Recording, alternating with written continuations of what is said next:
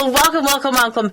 You guys, Laurie is a career transformation coach, but I'm going to let her describe what that looks like, what that feels like, and she's also going to tell us what she is curious about. So, Laurie, what is a career transformation coach? Well, I mean, I think there's lots of career coaches out there who are excellent at helping, with more traditional types of the career path. But I really... You have a niched into transformation because I think there's a point, and of course I've reached it, and a lot of my coaching clients, that's why they come to me, is there's a point where you're sort of done with, the first chapter, and that first chapter could be 2 years or 32 years. It isn't about time, but there's a point where you're sort of like, this isn't who I am anymore. This doesn't connect with kind of who I'm becoming. And I'm ready to transform the work I do. And I always consider our careers our form of service. And so how we serve in the world, how we, and again, this isn't, you can make lots of money and be in service, right? It isn't about nonprofit or, that's not what I mean by that. Yeah. So it's just that at some point we recognize that we're out of alignment with our authentic selves, like a car is out of alignment. We keep trying to pull it back. And eventually we're way off course or even a little bit off course. We recognize that, and it's time for a career reset or a transformation so that you can realign with, your essential true nature, and then do that inward stuff first. And that's really, I think, one of the differentiators for me is I see myself as sort of at that intersection between inner wisdom, outer guidance, and common sense. I'm a very practical, pragmatic person, but I also have a very spirit-centered approach to my coaching, and transformation to me is very much about joyously becoming more of who we are and doing more of the work we're meant to be doing in the world through our careers. Well, I love that you have, it's the path of a fulfilling career and an inspired life. Like I was a VP of marketing, and I had my big girl job, and I was making a beautiful salary, and I just was not, I was not fulfilled. And yes, the paychecks were awesome, and the company I worked for had integrity, and it just was an industry that I was not aligned with, or not called. And I was being paid to market, and I couldn't find the words. And for me, the girl that has a word for everything and is a bubble machine of ideas, to just struggle was so hard is probably the best way to describe it, but it was a challenge, and I wasn't showing my best self because I wasn't in alignment. And I just keep seeing with you, it's creating that alignment and that balance, and to be a publisher of a magazine, and to be a part of this radio show, and to be curious and to be inspired. And I think what you're also, and you're going to say this later on, I feel, is that it's not a lot of hard work. I mean, we have to work, and we have to put in the effort, and we have to put in the energy, but there has to be an equal energy exchange, or or something's going to be not in alignment. One of the tires is just going to be off. It's like when you get the car, you need to at least buy 2 tires and to make sure, right? You can't just buy a new tire, or the whole rest of the car is just going to be like that. I think your car analogy, for my husband who loves cars more than life itself, you found alignment with that. Yeah. And it's true. I mean, the sense that, that something's off in, so you were noticing, and that's really what it is you're de-energized, you're not engaged.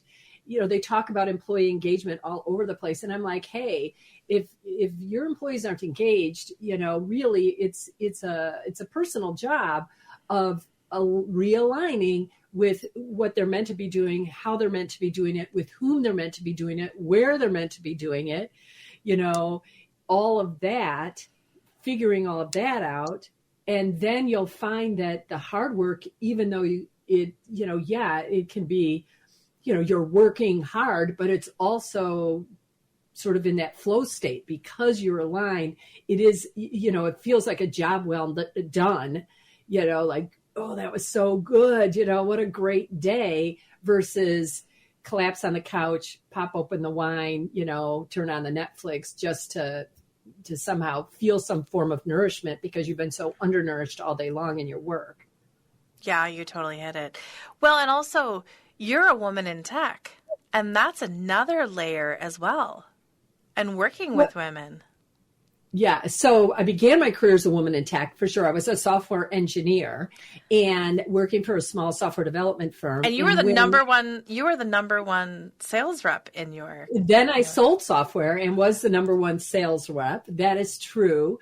So I've developed software, I've sold software, and then I recruited software engineers and software application, information technology leaders and project leaders and chiefs and all of that. So I moved from software development into software sales, into recruiting. And that's where I really found my home for a time. I started my own business. I actually started two, one with a partnership, and then I left the partnership and went on my own and spent 25 years working with men and women in technology, helping them to navigate successfully a job search. And a lot of that practical stuff I talked about at the beginning, helping them negotiate for more powerful compensation packages and helping companies build balanced, diverse teams. Mm-hmm. So I did that, and I did that happily and joyfully for a long time until I wasn't so happy and joyful anymore, not because the work wasn't good work and not because I wasn't good at it. And I think that can be a trap sometimes, because you could be really good at something and then it just keeps you sort of stuck in a place that isn't really feeding and nourishing your soul. But your head is like, this is confusing to me because I'm good at this. People come to me. They're like, I'm the go-to person and I've got all the answers. And then why do I feel so drained and depleted? So for me, that's started to happen in my career as a recruiter. I'm building up, a multi-million-dollar business with a staff of recruiters, salespeople. I'm the main rainmaker myself, doing all of that and having two babies along the way and all that goes along with that. Right. And still started to notice that I wasn't as enthusiastic about something that I was still really good at and making money from, like you said, making good money, yet I wasn't enthusiastic. And so I started to explore transformation for myself, and that there's actually a quiz on my website where it's called, what stage of a career change are you in? And stage one is this sort of disruption, either by choice or circumstance, where you start to think, either you get laid off and that's sort of, you find yourself, quietly saying, thank goodness they picked me, right? Yeah. I'm so glad they picked me. I might not have raised my hand because I've got a good salary and it's safe here and I know what to expect, but I'm kind of glad because I'm scared, yet I'm also excited about the possibility of creating something different for myself. Or you really know that the work environment isn't right. It could be toxic, but it doesn't have to be. Again, it's just you've outlived it. You've outgrown it. It's not that interesting anymore. And so by choice, you disrupt your career. That's stage one. And then what generally happens, people move to stage three, which is a lot of outward action and completely skip over stage two, which is the real transformative part of the process where you do the inner work, where you reconnect it, that I talked about already, with your essential self, so that when you're doing the outward work, it makes sense in alignment to where you're going, not where necessarily you can bring some of where you've been with you if you still love that, but you're also redefining what this career is going to look like so that you begin to take outward action. And then even in that stage three, you may discover as you take outward action, let's say you're doing some interviewing or, talking to some people that are in the role already that you've been thinking about. And then as you start to dig deeper, you're like, maybe not so much. And then you step back into step 2 or stage 2, where you're dreaming again and imagining and becoming your future self and doing the career reset program, which I offer, which is really all about taking the step back before you take the step forward. And then just stage 4 is, doing your, I call it career love. It's where you really are energized and excited about going to work every day and the impact that you're having, the difference you're making, the money you're getting, paid, the sufficient amount of money that's sufficient for you. And the, and all of the joy that just comes, that exudes out of you when you've landed there, that everyone experiences then, your friends, your colleagues, your kids and your family and all, because when you're not doing work you love, everyone knows it. You can feel that. And so I don't know if that answered the question. No, you totally answered the question on every single level. Who is your ideal client? So if there's people out here listening right now and they might be at that, I just keep seeing the word pivot, and their career is, they're comfortable. It's familiar. It is steady, but they've lost the spark. They've lost the excitement, and they're living for the weekend because they're like, oh my goodness, right? What do you want to talk to that person? Because I have a feeling that's that. I was just like, that is the ideal person, really. Right. That's what's so fun about my little gifts and abilities, right? Like, so what do you want to say to that person? Well, I just want to say that that it doesn't have to be hard. No. That this process can be easy, and fun, because I think it should be. I hate using shoulds, but it really needs to be. It's important that, and I think often what happens is there's confusion that's going on, and that can be very scary. And again, stop us because we think, oh my gosh, there's all this job search stuff. I need to update my resume. And then there's a LinkedIn profile. And oh my gosh, I haven't lifted my head up long enough to really stay in connection with people. And oh my gosh, building my network, darn it all. I'm not ready for that, And so that's all going to be happening. You're going to be having all those feelings at the same time. I would say when you reconnect on the inside and let especially for women in tech or tech adjacent careers, like you talk about marketing. I mean, really, how can we get away from technology? Marketing tech, work, implementing software, working for a software company as the chief of staff. I work with those types. It's really, I say women in tech, but it's very broad. It's very broad. And I love how you put also that tech adjacent, because I mean, everything is really tech adjacent now. Adjacent, right. And so you can see yourself maybe more in that, but the feelings that you're having are the ones we've already talked about. And there's this confusion that is like, I don't even know where to start. And for me, that's perfect. Like if you're ready for different, or you think you're ready for different, you in the quiet nights of, before you fall asleep, you dream of different. That's when you're ready for a transformation. And that's when you start to go inside and reconnect with that childlike part of yourself again, with your dreams that have been put on the shelf, all of those things. And let's figure out how you can connect that to the work that you're doing in the world so that you're feeling all those things. So I would say it doesn't have to be hard. It actually can be fun and easy. And that if you're feeling those things, take one step, just take one step, reach out to a coach, read a book, just do something, that helps, that's not where you are today, but sort of starts to feed your soul. Go to a museum. I'm doing a program right now called Using Creativity to Solve Your Career Dilemma. And it's really about, again, that balancing of the rational, because we've so much been culturalized to let the rational brain lead. Let's analyze that. Let's figure it out. Let's put the process in place.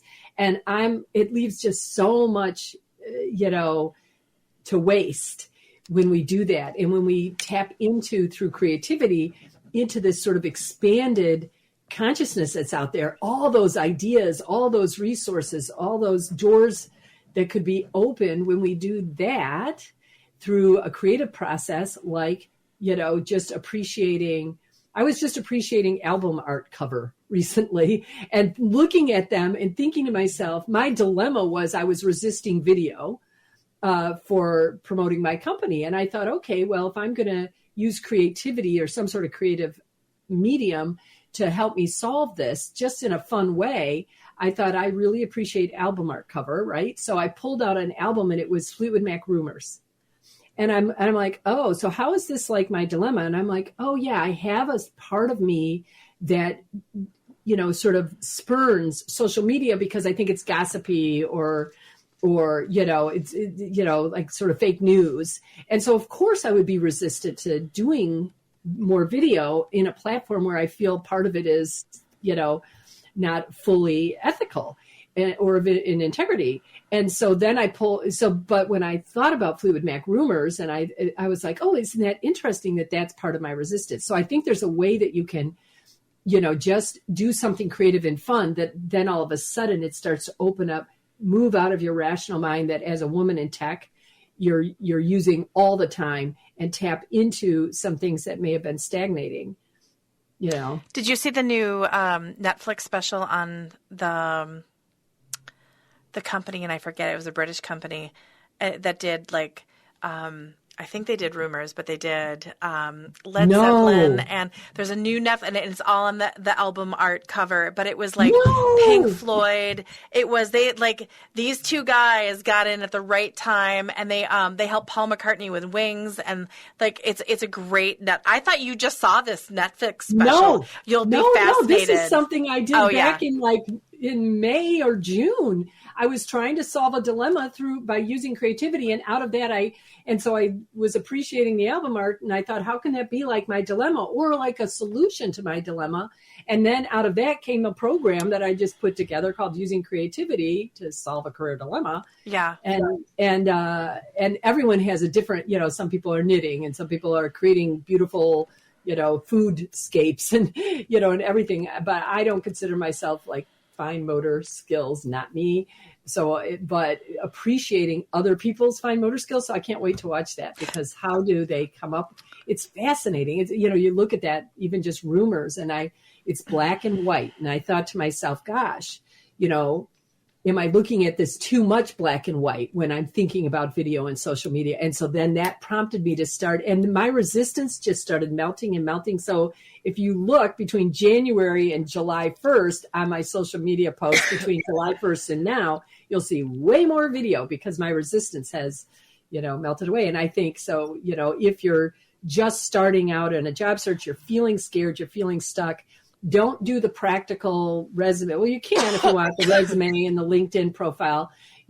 That's all great. I have I get those questions a lot, and you don't spend 25 years recruiting to not be able to help with that. And I do help with that. I think that's important, but I also think that if you spend some time just playing and creating and admiring, other creative pursuits and digging into that part of yourself, and not consciously thinking about your career dilemma, this change, but allowing your subconscious and expanded self work on it while you're having fun, you'll be amazed. I love your approach. And these are the things that make you different. So what's your invitation to our audience? My invitation is to go to my website, inspiretech.com. I think it's on the screen, at least I see it. And we have the Career Reset program starts January 16th.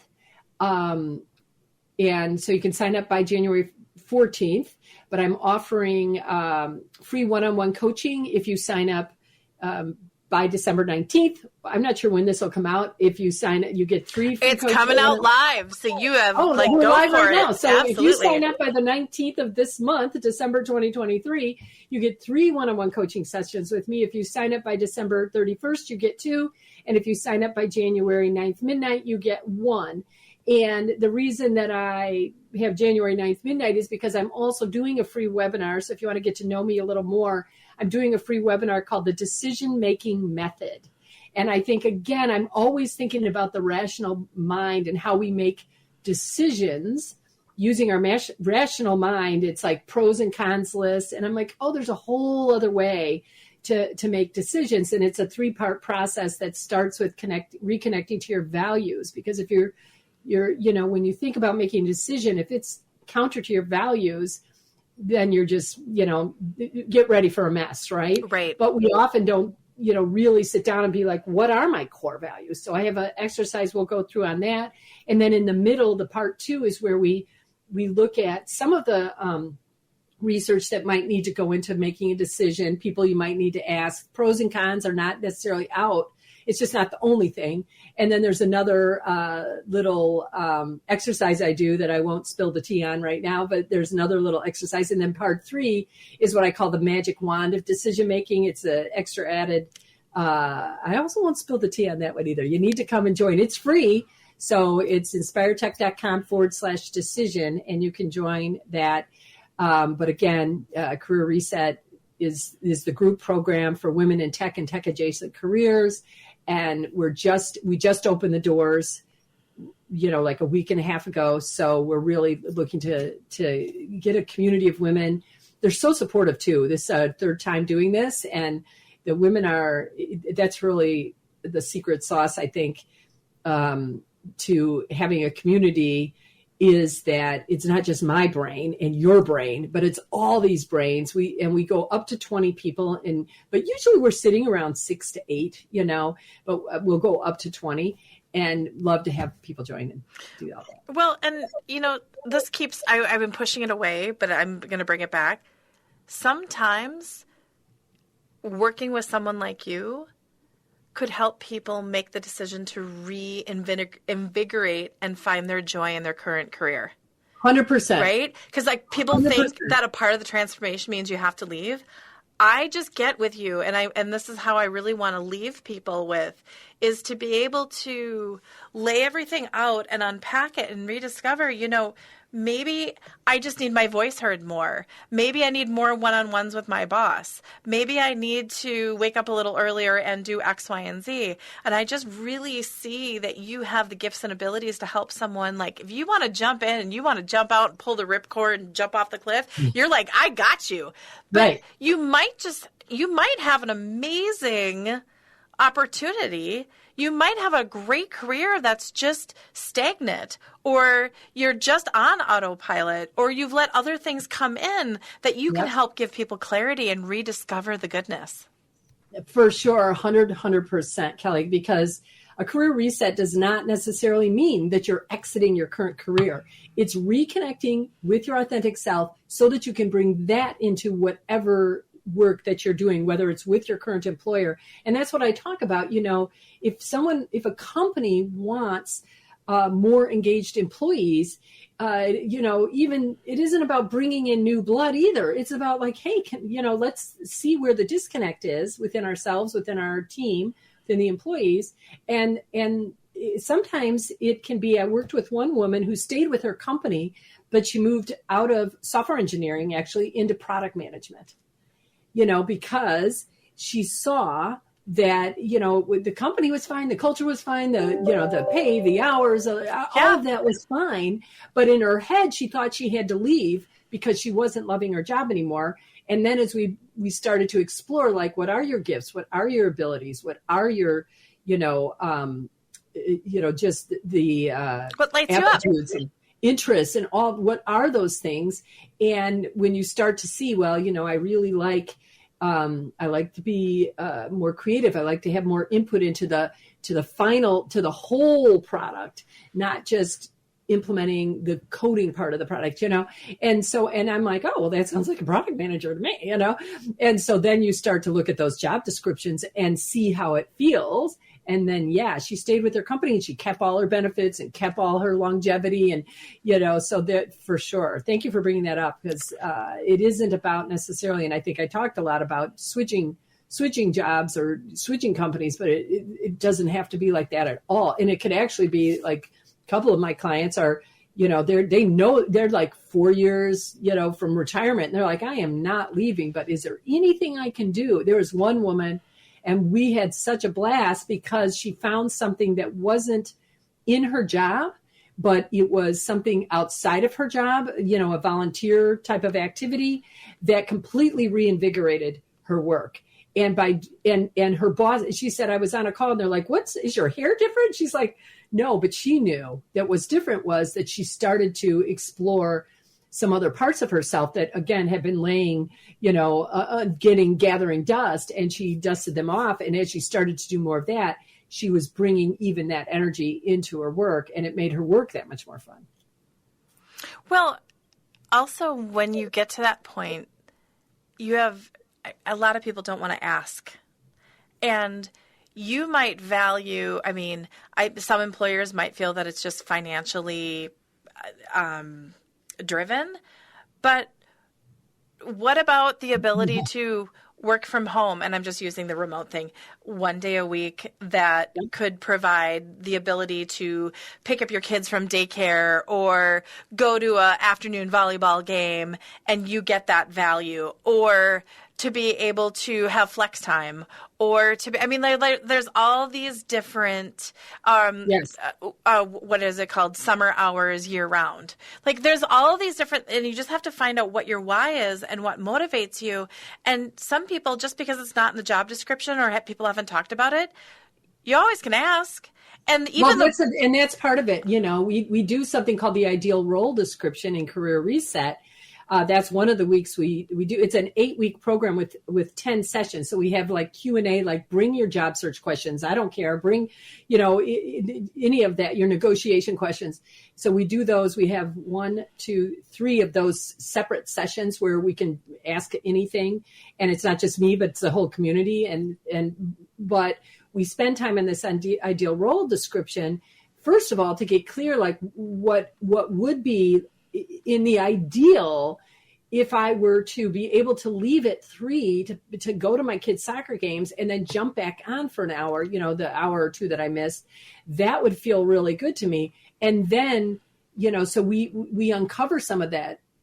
And then, then when you start to think about, I call it build your ask muscle. Yeah, that's true. It's really important to build that ask muscle and just ask and negotiate and look at how something similar is already being done and sort of tag onto that. It might not be exact, but there are ways in which people are getting some flexibility, and you can be like, sort of like Joe or Jane, or, have this happening. I want to have this happen, And so, I think those are great points. First of all, really being clear about what would ideally, if you could just, big dream it, what would that look like? And then let's figure out how to frame the questions so that you feel comfortable and confident asking for it. Yeah. Well, I think so many people get worried about hearing the word no. It's just like, just ask for it. Right? Yeah. One of the things I tell people who are on a job search who have that, I'm like, instead of the goal being a yes, let's see how many no's you can get this week. And then text me how many no's you can get. And then it becomes a game. And again, so I'm always infusing, I have like, my core mission statement is, 3 parts. It's have fun. So I always am looking at ways to infuse fun. And if it's not fun, I'm probably like, I'm not sure I'm going to be spending my time and effort doing that.